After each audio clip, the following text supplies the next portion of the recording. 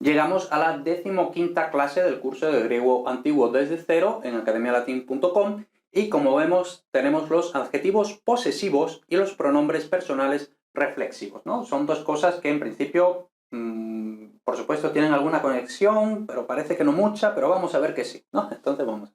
En la 15ª clase del curso de griego antiguo desde cero estudiaremos los adjetivos posesivos, en apariencia muy fáciles, pero con dificultades en la tercera persona. De forma similar, pero no igual a lo que ocurre en latín, si ya nos lo sabemos en latín. Precisamente esto nos obliga a estudiar también los pronombres personales reflexivos. Vamos a ver que esta teoría, que como vemos parece bastante, ¿no? Parece bastante, y es bastante, realmente. En principio fácil, se empieza a complicar con muchos detallitos pequeñitos, ¿no? Pero lo más importante es lo más fácil y simple. De hecho, pues bueno, yo en general no recomiendo aprendernos todo esto, ¿vale? Yo, pues siendo el profesor de griego, pues parece que estoy obligado a más o menos explicarlo todo, pero yo voy a decir, esto sí, esto no es tan rentable, esto pues aquí está, si en algún momento necesitas consultarlo, pero no te recomiendo que inviertas tiempo en aprenderte esto, ¿vale? Bueno, vamos a ir viendo. Tenemos los adjetivos posesivos en primer lugar. Los posesivos griegos tienen a priori poca dificultad, pues su morfosintaxis es la misma que la de un adjetivo de la primera clase, ¿no? Kalos, kale, kalon. Tanto en su declinación, es decir, se declinan igual que kalos, kale, kalon, como en su concordancia. Es decir, hemos dicho cuando explicamos los adjetivos que los adjetivos concuerdan en género, número y caso con el sustantivo al que se refieren, ¿no? Entonces, los posesivos funcionan igual. Por tanto, muy fácil. Esto es así para las personas primera y segunda, tanto en el singular como en plural, o mejor, y esto una apreciación, ¿vale? Porque normalmente, por supuesto, se habla de primera persona y se habla de segunda persona, y luego normalmente se dice singular y plural. Creo que es mejor hablar de poseedor único, es decir, es una sola persona la que posee, y poseedor múltiple. Es decir, son varias personas las que poseen. Eso es así porque si usamos esta terminología, poseedor único y poseedor múltiple, entonces no nos confundimos cuando digamos, por ejemplo, si yo digo mi casa o mis casas, entonces mi casa es singular, mis casas es plural. Pero yo soy un único poseedor. No. Vale. Entonces, pero en cambio, si decimos nuestra casa, nuestras casas, y vemos que nuestras, singular, plural. Pero luego somos varios poseedores, ¿no? Entonces, para no confundir el número de poseedores con el número de cosas poseídas, el número de cosas poseídas, eso sí es plural, el número de poseedores es poseedor múltiple, ¿vale? No sé si se ha entendido muy bien. Tampoco importa mucho, ¿no? La cuestión. Vamos a seguir. Tanto en singular como en plural, o mejor, un poseedor y varios poseedores, mientras que la tercera persona diferencia, como en latín, la posesión reflexiva de la no reflexiva. Entonces vamos a ir explicándolo poquito a poco. Posesivos de primera y segunda persona. Son simples adjetivos, como hemos dicho, ¿no? Pues se declinan como un adjetivo de la primera clase y concuerdan con el sustantivo como un adjetivo de la primera clase, y cuyas raíces han de recordarnos a las de los pronombres personales, ¿no? Nos suenan, ¿no? Estas raíces, más o menos, ¿no? Entonces, pues simplemente hemos, emon, y esto es el nominativo de los tres géneros, pues luego esto se conjuga se declina también en vocativo, acusativo, genitivo, dativo, tal y como es esperable en este tipo de adjetivos, y luego también en plural. Y lo mismo sos, se, son, geméteros, gemetera, gemeteron, gemeteron, perdón, y luego giméteros, gimetera, gimétero. Y luego, por supuesto, como ya he dicho, también en los demás casos y en plural, ¿vale? Eso es lo que digo aquí. Sin embargo, es normal que los posesivos que acabamos de ver sean sustituidos por los genitivos átonos en el singular de los pronombres personales correspondientes en posición predicativa, ¿no? Cuando explicamos la posición predicativa, cuando explicamos los artículos, pero solo si lo poseído es singular, ¿vale? Entonces, esto es uno de todos estos detallitos que hay en los posesivos que bueno, muy pejiguera, no muy eso, pero bueno, la explicación es más difícil de lo que realmente es, ¿no? Entonces, podría usar el posesivo normal y sería como decir en español mi esclavo, ¿no? El posesivo normal.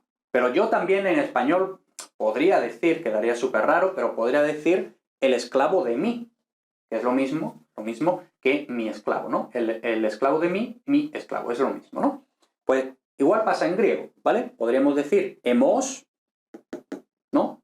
Mi esclavo, pero también pueden decir en griego el esclavo de mí, ¿no? Jodulos mu. Es decir, el genitivo, ¿dónde está? El genitivo del pronombre personal correspondiente. Que lo vimos, si no me equivoco, en el módulo anterior, ¿no? O, por ejemplo, jodulos hemón, el esclavo, literalmente el esclavo de nosotros, es decir, nuestro esclavo, en español normal, ¿vale? Bueno, entonces pueden aparecer de las dos formas en principio deberíamos traducirlo así en español, porque esto pues queda casi que mal, ¿no? Y curiosamente en griego antiguo esto es lo que se ha conservado, no esto, sino esto es lo que, en griego moderno, perdón, en griego moderno esto es lo que se ha conservado, no esto. En fin, curiosidad aparte, seguimos. Posesión en la tercera persona. Esto era para la primera y segunda del singular y del plural. Ahora vamos con la tercera persona, que como hemos dicho, es un poco diferente. La cuestión se complica en la tercera persona, que distingue entre la posesión reflexiva, es decir, el sujeto es el poseedor, y esto nos debe sonar de lengua española, ¿no? ¿Qué es un reflexivo? Pues eso, ¿no? Cuando la acción o lo que sea recae sobre el sujeto de la oración, ¿no? Entonces, posesión reflexiva, el sujeto es el poseedor, y la posesión no reflexiva. El poseedor es otro sintagma que no sea el sujeto. Para entender esto, recomiendo mucho ver este vídeo, ¿vale? No, lógicamente no lo vamos a reproducir aquí porque no tiene ningún sentido, pero creo que es bueno, sobre todo para el latín, ¿vale? Porque la posesión de tercera persona es latín. Y esto, pues más o menos se aplica igual en griego, ¿vale? Entonces, pues nada, si estás muy comprometido con la causa, ves este vídeo, lo recomiendo realmente. Y ahora seguimos. Venga, que nos quepa todo, sí, nos cabe todo. En griego no existen adjetivos posesivos de tercera persona no reflexivos. Los posesivos de tercera persona que existen son siempre reflexivos, hacen referencia al sujeto, aunque no aparecen casi nunca. Es decir, esto lo más probable es que nunca, absolutamente nunca en vuestra vida vayan a aparecer estas formas, ¿vale? Entonces ni siquiera lo vamos a comentar, ¿no? La tercera persona reflexiva, es decir, cuando el poseedor es el sujeto, ¿no? Lo que realmente se usa es el genitivo de autos, es decir, autú, autes, autú. Es decir, masculino, femenino, neutro. Entonces vemos que esto es igual a lo que nos había salido aquí, ¿vale? El genitivo de los pronombres personales, en este caso, sí, no cabe todo, el genitivo de autos, que ojo, autos todavía no lo hemos explicado porque de autos hay bastantes cosas que decir, lo vamos a explicar pronto, pero todavía no. Pero de momento simplemente pues lo sabemos, ¿no? Autú, autes, autú en el singular y autón, que es siempre igual para todos los géneros, en el plural, siempre en posición predicativa. Entonces vemos que realmente la sintaxis, la morfosintaxis, es igual, ¿no? En posición predicativa, es decir, al final, después del sustantivo, sin artículo. Y, o sea, es que vemos que realmente funciona igual, ¿no? Que decíamos el esclavo de mí, la casa de él, su casa, ¿no? Entonces, vamos a ver. Hay que tener en cuenta que esta forma de posesión no expresa reflexividad, ¿vale? Entonces, la casa de él, literalmente, ¿no? La casa de él, es decir, su casa. Y vemos que esto no suena especialmente raro en español. Jodulos autón, el esclavo de ellos, es decir, su esclavo. O tadendra autes, los árboles de ella, es decir, sus árboles.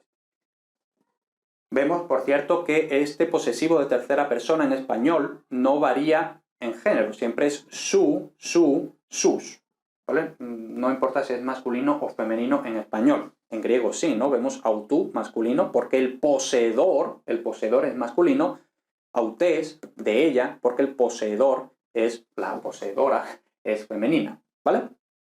Como vemos, los genitivos de autos no actúan como los otros adjetivos que concuerdan en género, número y caso con el sustantivo poseído, sino que concuerdan con el poseedor. Entonces es un poco como, realmente como en inglés, ¿no? His, her.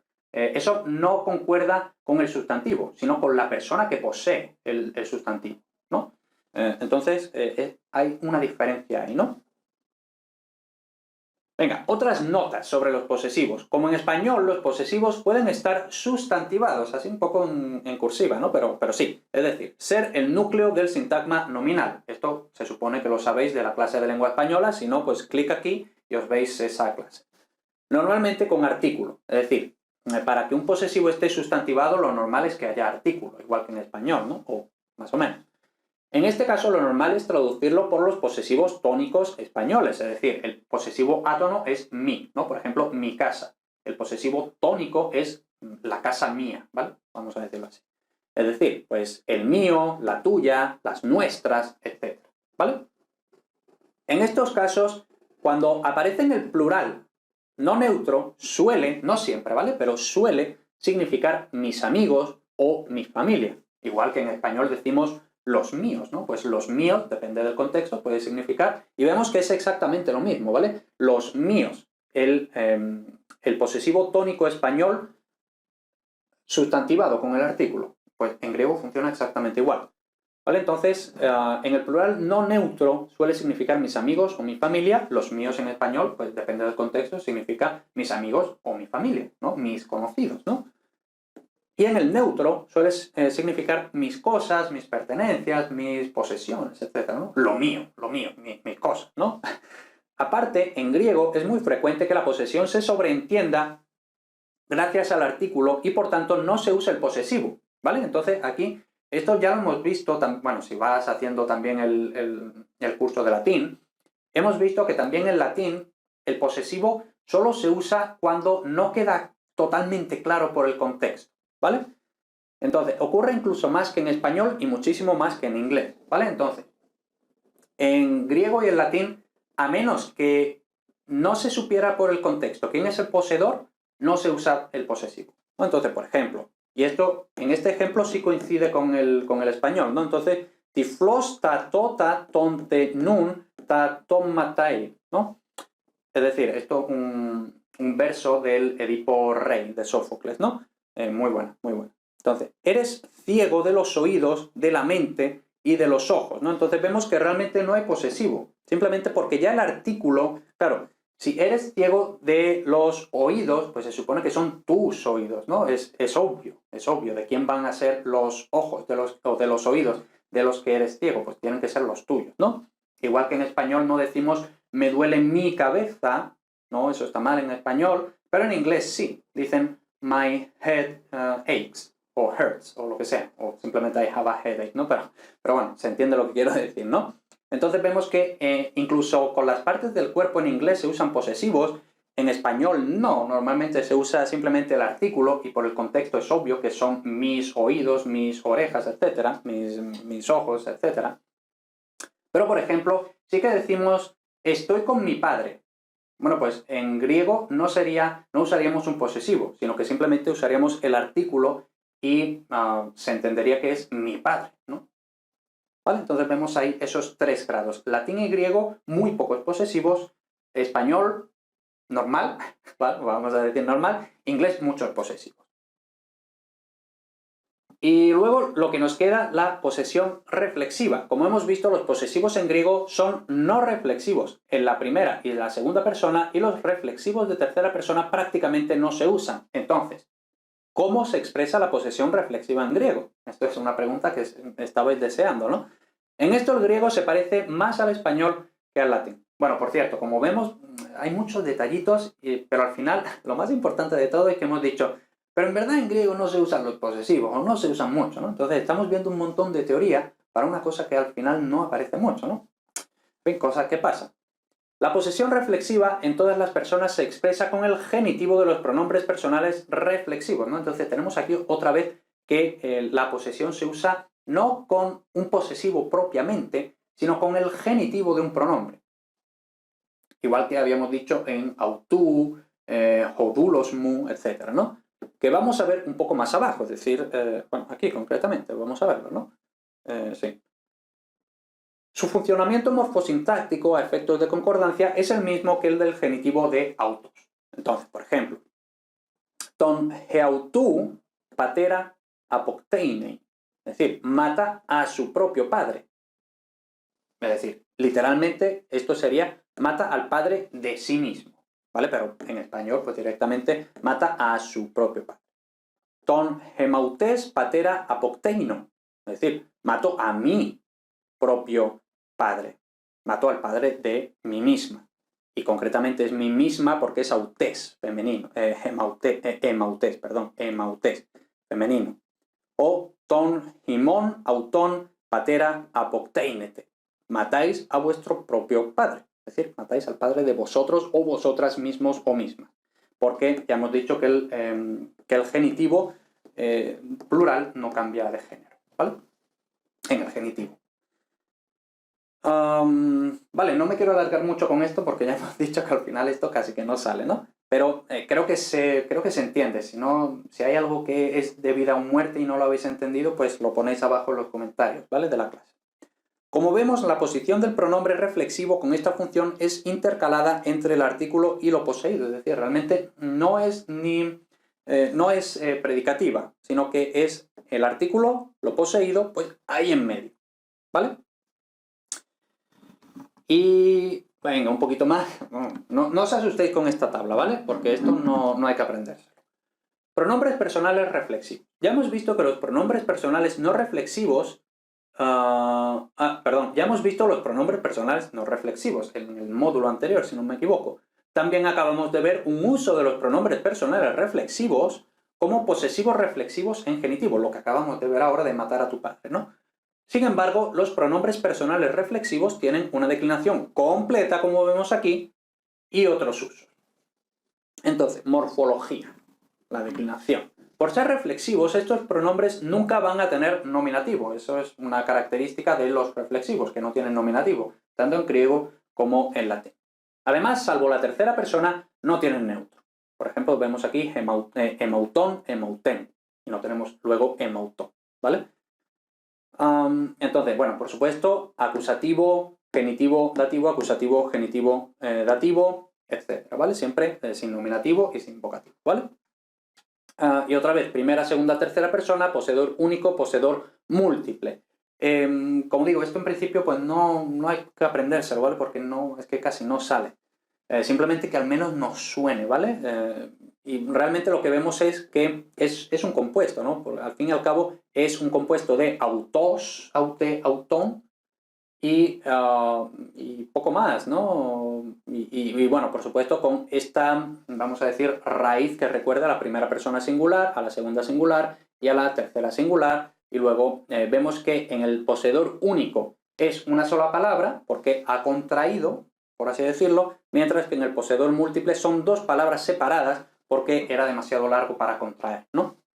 Entonces, himas autus, si es masculino, himas autas, si es femenino. Hemón autón, hemos dicho que en el genitivo plural es igual, ¿no? Ya lo sabemos, ¿no? Y luego hemin autois o autais, si es femenino, ¿no? Y luego, en la tercera persona poseedor múltiple, vemos que hay dos formas de hacerlo, ¿vale? Directamente con heautus, heautas, heautá, heautón, heautón, heautón, etcétera, etcétera. O sfas, que esto nos sonará cuando vimos los pronombres personales no reflexivos, sfas autus o sfas autas, etc. En fin, como digo, no merece la pena aprenderse esto, ¿vale? Simplemente que mínimamente nos suene, que lo tengamos en algún rincón de la cabeza. Y luego, otra nota, la forma seautón, etc., es decir, toda la declinación entera de seautón, puede aparecer contraída como sautón, es decir, seautón, sautón, etc., ¿vale? Entonces, seautón, seauten, pues sautón, sauten, etc. Y luego, geautón, etcétera, es decir, todo esto, puede aparecer directamente como jautón. Y ojo, esto se va a diferenciar jautón por el espíritu áspero de autos, ¿vale? Autos, jautón, ¿vale? Etcétera. En fin, no tiene más historia. Y ya por último, la sintaxis. Como su propio nombre indica, los pronombres reflexivos en sus usos propios marcan que la acción realizada por el sujeto de la oración recae sobre sí mismo, ¿vale? Eso es lo que significa la reflexividad. Igual que yo me lavo, ¿no? Yo me lavo a mí mismo, ¿no? en contraposición a yo lavo a mi bebé, que es otra persona, ¿no? En español esto suele reflejarse con mismo. Entonces, por ejemplo, la famosa inscripción del oráculo de Apolo en Delfos, ¿no? Gnosi se autón, es decir, conócete a ti mismo, ¿no? O sea, gnosi. Bueno, esto todavía no conocemos el imperativo, ¿no? Pero ya digo yo que esto es imperativo de segunda persona singular. Entonces, conócete. ¿Quién? Tú. ¿A quién? A ti. Entonces vemos que el sujeto y el objeto directo es el mismo. Tú, a ti, ¿no? Entonces, conócete a ti mismo. Tú te conoces a ti mismo, ¿no? O gnote himas autas, por poner otro ejemplo, ¿no? Pues conoceos a vosotras mismas, ¿vale? Y ya está, ya está. Esto, mucho rollo, pero al final no tiene mucha importancia, ¿no? Con esto ya hemos terminado la teoría de este módulo, así pues vayamos ya, por fin, con la práctica de análisis y traducción en la que vamos a ver este texto un poquito modificado de Apolo. Muchas gracias por ver este vídeo, por ver esta clase, por ver esta lección. Espero que te haya servido, espero que hayas aprendido, espero que hayas entendido todo esto que hemos estado explicando, practicando, etc. Lo que acabas de ver es un contenido gratuito del curso completo de griego antiguo desde cero en academialatin.com. Si vas a academialatin.com/griego antiguo, tienes el curso con todas las lecciones publicadas, con todas las traducciones publicadas, desde, como digo, cero hasta el nivel de bachillerato, selectividad y todo eso. Así pues, no me enrollo más. Si necesitas un poquito más para seguir aprendiendo a probar griego, entonces ya sabes, lo tuyo es academialatin.com/griego antiguo.